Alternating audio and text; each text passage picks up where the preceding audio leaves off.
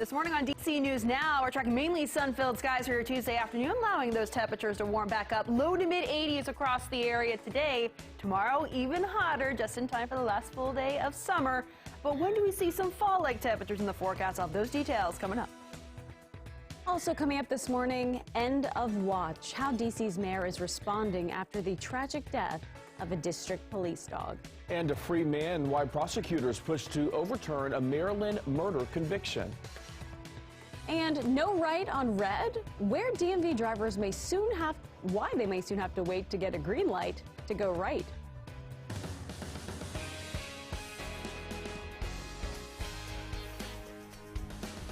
All right, good Tuesday morning to you at home. Thanks for joining us on this Tuesday morning. I'm Corey James. Good morning, I'm Tanaya Wright. We are holding on to those last few days of summer. Let's get right to meteorologist Jackie Layer with a check on our Tuesday forecast. Sun's coming up and you can see some clouds out there this morning. Yeah, good morning Tanaya and Corey. Just a few clouds out there to greet you as you're stepping out the door on this Tuesday morning. Today will just be a touch cooler later on this afternoon compared to yesterday. However, today we'll see more sunshine as opposed to yesterday afternoon when we did see some more cloud cover. But dew points out there this morning, those are into the low to mid 60s, so a bit muggy out there compared to the last several mornings. But temperatures, those are into the 60s to low 70s depending on where you are. DC, we're already into the low 70s right now. Right at the 70-degree mark in Leesburg, 66 in Frederick. We're low to mid 60s for much of the Commonwealth right now. But let's also talk about visibility. That has been reduced for some. We're down to about a mile of visibility, even less than that out towards Cumberland and Kaiser. About 2 miles Martinsburg, Winchester, about a mile in Woodstock, 5 miles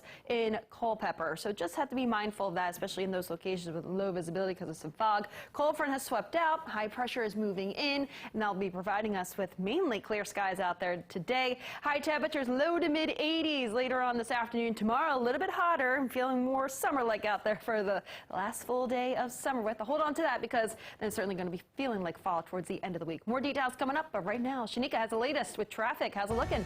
Well, just in, we have a new crash reported, this time off of Buckystown Pike, right near Fingerboard Road. Do expect delays in this Frederick area. Now, we also have a number of crashes, so do take it easy out there. We have a few that we've been talking about all morning. So on the inner loop of the Beltway, you're going to find a crash right near Kenilworth Avenue, slowing things down. That's in the Greenbelt area. Other than that, you're going to find another crash not too far off of Riverdale Road, 410, and it is pretty slow out there. It's not looking too hot this morning, so do keep that in mind. That outer loop stretch is pretty slow as well. 270, we have this problem right in Urbana.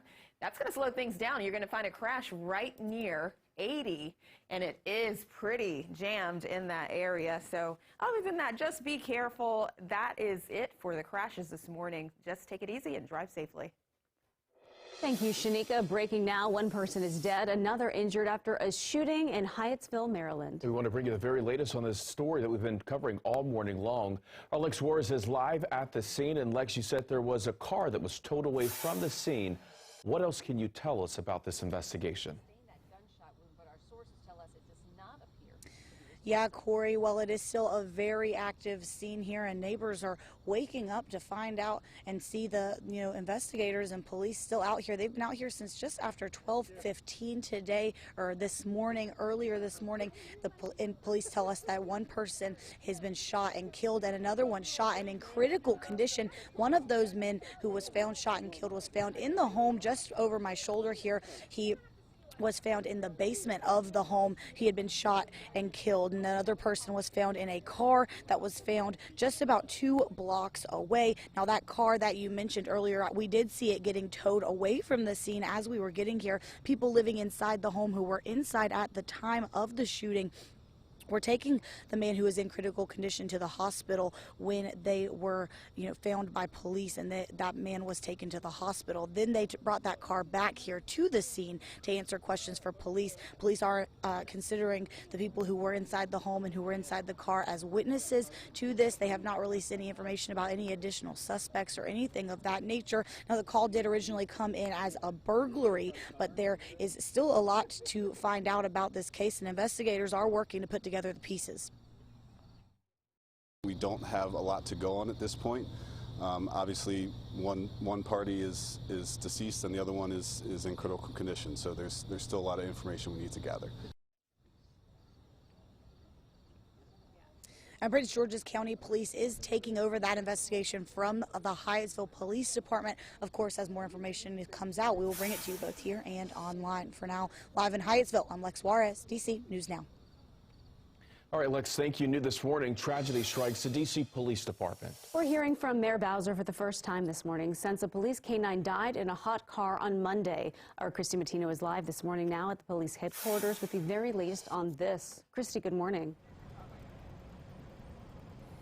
Good morning, Corey. Tonight, a very sad story. We're hearing from Mayor Bowser as well as D.C. police on the death of 7-year-old canine Rocket. Now, we're going to pull up on your screen here that tweet from Mayor Bowser. She says, "We are deeply saddened by today's passing of MPD canine Rocket. We thank and honor Rocket for his 7 years of service and for keeping district residents safe." And Rocket was a longtime explosions detective dog. He was assigned to the Special Operations Division. Police say Rocket was in that car that was idling on New York Avenue, and his handler found him already dead after returning to the car. Now, MPD canine cars typically have a temperature monitoring and alarm system that should go off if the car gets too hot. But police say they are now investigating Rocket's death. They are looking into that car to see if that temperature monitoring system may have malfunctioned and potentially led to not notifying the officer of how hot it was getting and Rocket's death. In Northwest this morning, Christy Matino, DC News Now. All right, Christy, thank you. Your time right now is 7:06 on Capitol Hill this morning. A bipartisan push to regulate big tech companies like Amazon, Google, and Apple. And right now, lawmakers on both sides of the aisle say they are concerned these companies have successfully stopped efforts to pass new regulations. Our Washington correspondent Trevor Shirley is live this morning in D.C. with the latest. Good morning, Trevor. Hey there, good morning to you as well. And companies like Amazon and Google have been lobbying against this legislation for months at this point, and some lawmakers say it appears that public pressure campaign has worked in slowing a vote down on this bill. Now, the legislation itself is designed to stop big tech companies from prioritizing their products and services over smaller vendors. And it's got support from both Republicans and Democrats. However, Republican Senator Chuck Grassley, a co-sponsor of the bill, says companies like Google and Amazon have spent more than $36 million in ads and lobbying to try to kill the bill. Representatives for big tech companies, though, say the bill would hurt consumers by taking away convenient aspects of online commerce that we've all gotten used to. It will remove beloved services like Amazon Prime shipping. So really, who's Congress trying to protect? Is it trying to protect American consumers, or is it trying to protect corporations? It's a matter of fairness. It's a matter of the government being a referee to make sure the marketplace works. Now, Grassley says he believes there are enough bills, or enough votes rather, to pass this bill in the Senate. However, Senate Majority Leader Chuck Schumer has not scheduled a vote for this legislation, which means it's probably not going to get a vote anytime soon, at least before the midterm elections. That's the latest here on Capitol Hill. We'll send it back to you guys.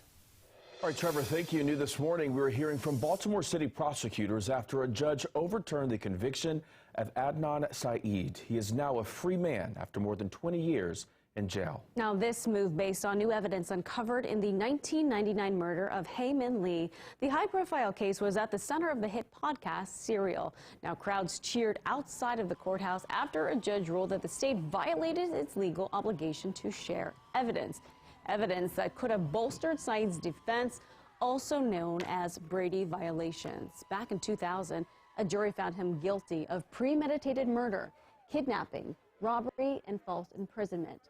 He was sentenced to life plus an additional 30 years. On Monday, a judge ordered Saeed be placed on home detention with GPS location monitoring. Baltimore City State's Attorney Marilyn Mosby spoke from the courthouse.